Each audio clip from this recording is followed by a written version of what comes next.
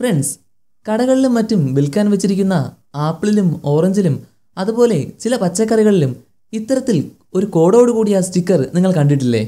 പലപ്പോഴും എന്തിനാണ് ഈ സ്റ്റിക്കർ ഒട്ടിച്ചിരിക്കുന്നത് എന്ന സംശയം നിങ്ങളിൽ പലർക്കും ഉണ്ടായിട്ടുണ്ടാവാം. സത്യത്തിൽ ഇത്തരത്തിൽ സ്റ്റിക്കർ ഒട്ടിച്ച പഴങ്ങളും പച്ചക്കറിയുമൊക്കെ നാം കഴിക്കുന്നത് നല്ലതാണോ? ഇവ നമ്മുടെ ആരോഗ്യത്തിന് എന്തെങ്കിലും പ്രശ്നമുണ്ടാക്കുമോ? ഇത്തരത്തിലുള്ള സ്റ്റിക്കറുകളെ കുറിച്ചാണ് ഇന്നത്തെ വീഡിയോയിലൂടെ ഞാൻ നിങ്ങളുമായി പങ്കുവയ്ക്കുന്നത്.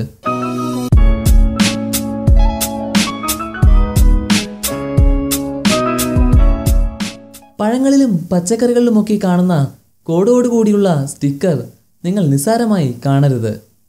പലപ്പോഴും ഈ സ്റ്റിക്കർ എന്തിനാണ് ഒട്ടിച്ചിരിക്കുന്നതെന്ന് കടക്കാരോട് ചോദിച്ചാൽ അത് പഴത്തിൻ്റെ ഗുണനിലവാരമാണ് സൂചിപ്പിക്കുന്നതെന്നും വില കൂടുതലാണ് എന്നുമൊക്കെയുള്ള വ്യക്തമല്ലാത്ത മറുപടിയായിരിക്കും ലഭിക്കുക. സത്യത്തിൽ ഈ കോഡ് എന്താണ് സൂചിപ്പിക്കുന്നത്?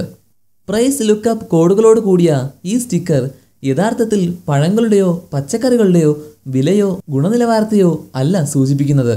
പകരം പഴങ്ങളുടെ ഉൽപാദന രീതിയെയാണ് ഇത് സൂചിപ്പിക്കുന്നത്.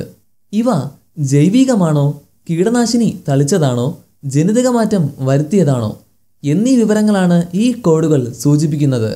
International federation for produce standard ആണ് പഴങ്ങളിലെയും പച്ചക്കറികളിലെയും ഈ കോഡുകൾ നിശ്ചയിക്കുന്നത്.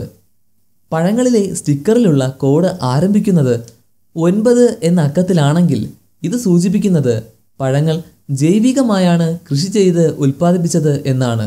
അതായത് നമുക്ക് ധൈര്യത്തോടുകൂടി ഇത്തരത്തിലുള്ള പഴങ്ങൾ ഭക്ഷിക്കാവുന്നതാണ്. അതുപോലെ തന്നെ കോഡിൽ 4 നമ്പറുകൾ മാത്രമാണ് ഉള്ളതെങ്കിൽ അവ പാരമ്പര്യ രീതിയിൽ കൃഷി ചെയ്തതാണെങ്കിലും അതിൽ പെസ്റ്റിസൈഡ് തളിച്ചിട്ടുണ്ട് എന്നാണ് അർത്ഥം. 4 എന്ന അക്കത്തിൽ ആരംഭിക്കുന്ന ഭക്ഷണപദാർത്ഥങ്ങൾ സൂചിപ്പിക്കുന്നത് ഇവ പാരമ്പര്യ രീതിയിൽ ഉൽപ്പാദിപ്പിച്ചവയാണ് എന്നാണ്.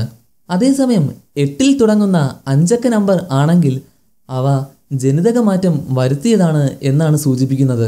ഫ്രണ്ട്സ്, അതുകൊണ്ട് ഇനി മുതൽ പഴങ്ങളിലും പച്ചക്കറികളിലുമൊക്കെ കാണുന്ന കോഡോടുകൂടിയുള്ള സ്റ്റിക്കർ നിങ്ങൾ നിസ്സാരമായി കാണരുത്.